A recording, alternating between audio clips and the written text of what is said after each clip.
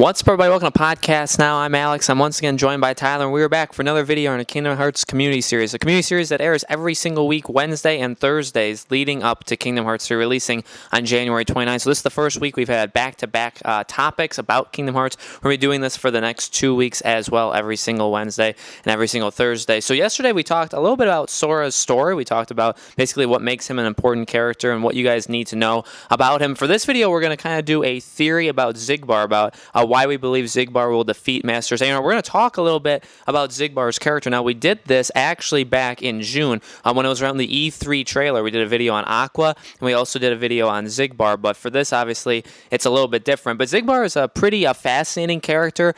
His story, it spans multiple Kingdom Hearts games, and we learn more about what he's kind of just made out of, what his overall plans are. And he's a little bit, deceptive. He seems to have his own workings in play that he's kind of out for himself, and Tyler's going to talk about that a little bit. So, Tyler, we know obviously Xigbar is in Kingdom Hearts 3. We know he's an important character. We know he's been in many Kingdom Hearts games in the past. So, what do you think is his true purpose? What's he actually? What do we believe? I guess is he trying to do? Well, based on certain things that Xigbar has said throughout the games that he's kind of been featured in, he said things like, "I've got my own plans."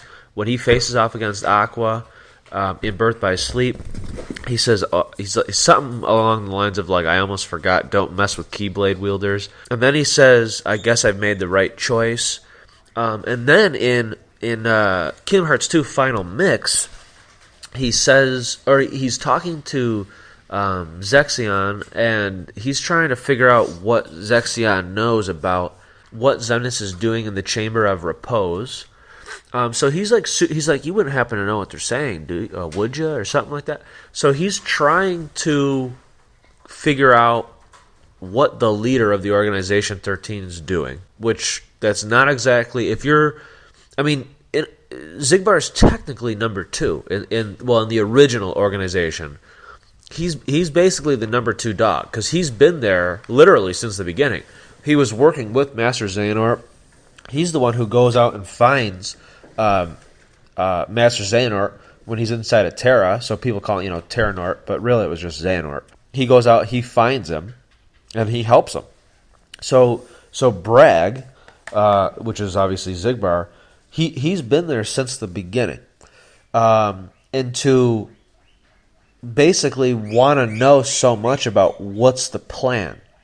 And it's not like if Xemnas trusted him, he would be telling him, not that he doesn't trust him, but if Xemnas saw him as number 2, as Xigbar, he would know everything. So the fact that there's certain things that Xemnas is keeping secret and Xigbar wants to know, there's a reason he wants to know, and that's usually what somebody who's a traitor would do. They want to know so that they can plan things. And he's also said, I just couldn't find the game, so somebody in the comment section, you might be able to help me out. But he's literally said, I've got my own plans. So he's literally got his own plans. and when he says that he guesses, or he don't mess with Keyblade wielders, I guess I made the right choice. The reason that he is willing to become part Xehanort is so that he too can wield a Keyblade. And I believe that he feels that once he can wield a Keyblade, he can carry out whatever it is that he's planning, that he wants for himself, he'll be able to do. And not only that, if he strategizes and does things the right way and knows what it's the whole keep your friends close, keep your enemies closer type thing. If he can figure out what the organization is truly doing, then he can end up ending it in a different way. It's literally like he could stab them in the back. Not literally, but figuratively, he could stab them in the back to end up doing what he wants. And that's ultimately what I believe. I believe that it's going to be Xigbar who ends up actually defeating Master Xehanort, not Sora or Riku or anything. I think it's going to be because of what Xigbar does that's going to screw Master Xehanort's plan. And the most ironic thing, I think, is that Master Xehanort, as we know, has planned all of this. All of it.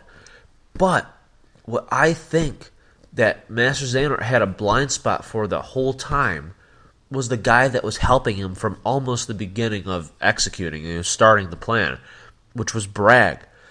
I think that Master Xehanort has a total blind spot for what Xigbar is planning. I think he is totally unaware.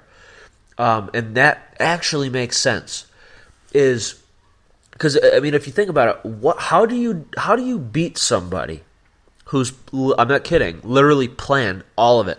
As we saw in the opening for Kingdom Hearts 3, how it's a big chessboard. That's literally how Master Xehanort's planned all of this. He's purposely removed certain characters from others because he knew they would do this, and then after that happened, this would happen. That's why he designed it this way for so many years. So how do you defeat somebody who's that planned ahead? You almost don't. The only way you can is if you're with them, quote unquote, and you know exactly what they're going to do, so you can kind of move around that plan because you know what the plan is. So that actually makes sense. How do you beat like Sherlock Holmes? Well, if you're Watson, it's probably easy. So to me, that actually makes so much sense.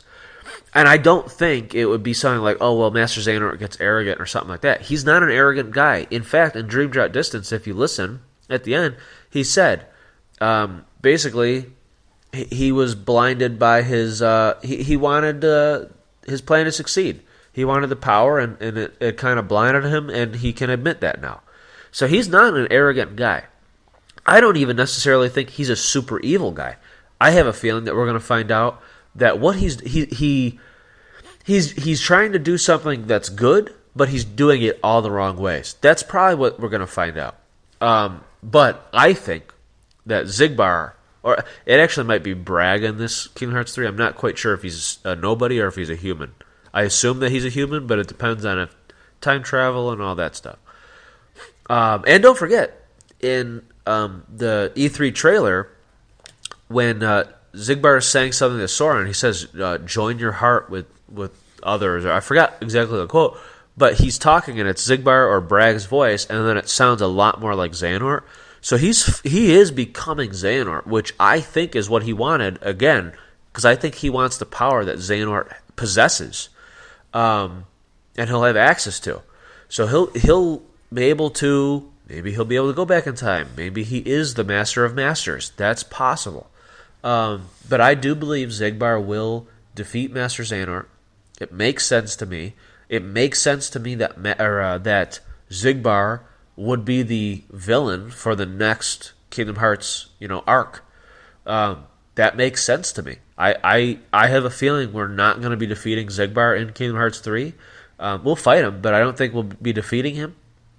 And I have a feeling that he'll be the only organization member that ends up getting away, and he'll be the villain of Kingdom Hearts 4.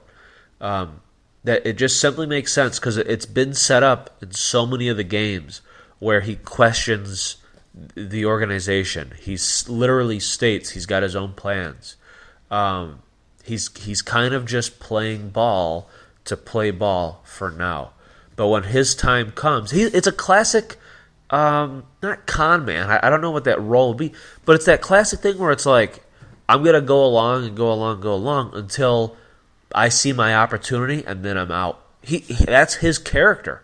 So it makes sense. It just makes sense to me. I totally agree. I think there's always kind of been more to his character, and he's a super cool character. He's an interesting character. He's a character that I think people really like, or especially even like want in games. So I think his role should probably be more than what maybe people even think, because I think if you just look at a general level, or if you don't overthink or think at all about what he said in the past, he could just be that person that follows along. But like Tyler said, he's always kind of been that person to question. He's a little bit more like Axel, only Axel obviously made the huge jump to be, for the good side, to completely go against the darkness. Xigbar's kind of, he's still the quote-unquote bad guy and still with the bad guys, but I totally agree with Tyler. He seems like a guy who's out for himself. He'll play the role, he'll do what he needs to do, but he's also gathering information and gathering ways that when it's his time to do something, he wants to be the leader, and that's been done a lot of different ways and a lot of different things.